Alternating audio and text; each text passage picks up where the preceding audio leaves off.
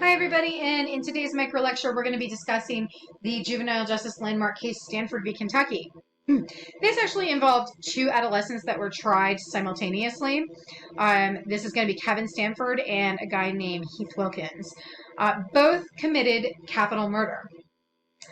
So Kevin Stanford committed robbery and rape, and the robbery, rape, and murder of a 20-year-old gas station attendant. He was 17 years old at the time of the commission of the crime. Heath Wilkins brutally stabbed a female convenience store clerk multiple times, killing her in the state of Missouri. He was 16 and a half years old. Both of those states, Kentucky and Missouri, had legislation that allowed for the execution of individuals who committed crimes under the age of 18 years old who had been waived into the adult court based on the horrific nature of those crimes. So basically, if you were over 16 years old in Kentucky or Missouri and you committed a capital crime, the only capital crime that you can commit is murder, you're getting waived into the adult court, and if you are convicted, you are subject to the death penalty for that crime. Stanford was convicted and given a death sentence. Wilkins pled guilty to his crimes and actually embraced his death sentence, interestingly enough. The Supreme Court granted certiorari to hear the case, and ultimately the question in front of the court was, does executing someone for crimes committed while a minor violate the Eighth Amendment cruel and unusual punishment doctrine?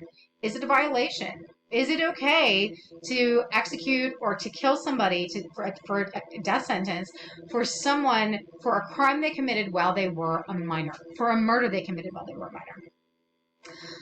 Ultimately, at this time, in the 1980s is around the time this case was heard, the court said, yeah, it's not a violation of the Eighth Amendment cruel and unusual punishment doctrine. And they cited a number of justifications for this reason. The first one was that there are a myriad of states that still have this legislation on their books and actively use it. Meaning that there's a myriad of states who, if somebody who is 16 or 17 and they murder somebody, you will get waived into the adult court. And if you are convicted, you are subject to a death sentence. And they said because there's so many states that still use this practice, obviously society in the United States is not uncomfortable with this practice, or there wouldn't be states still practicing this practice. That ultimately they use this term evolving standards of decency. And the question was, has our standard of decency here in the United States evolved beyond the use of the death penalty for people who commit murder at the age of 16 and 17? And in the case of Stanford v. Kentucky, the court said, no, we haven't evolved beyond the use of it because there are so many states who make active use of it. Therefore, society is okay with it. And therefore, it's not a violation of the Eighth Amendment. As such, and specifically, let me just give you some numbers here. At the time, there were 37 states with the death penalty. 15 declined to impose it on 16-year-olds. 12 declined to impose it on 17-year-olds. And what they argued with these numbers is, look, there's no consensus. Right? If our society really was not okay with a possible death sentence being applied to a 16 or 17-year-old waived into the adult court for murder, then nobody would use it. Right? And that this is very much a states' rights issue. And some states are okay with it and some states aren't.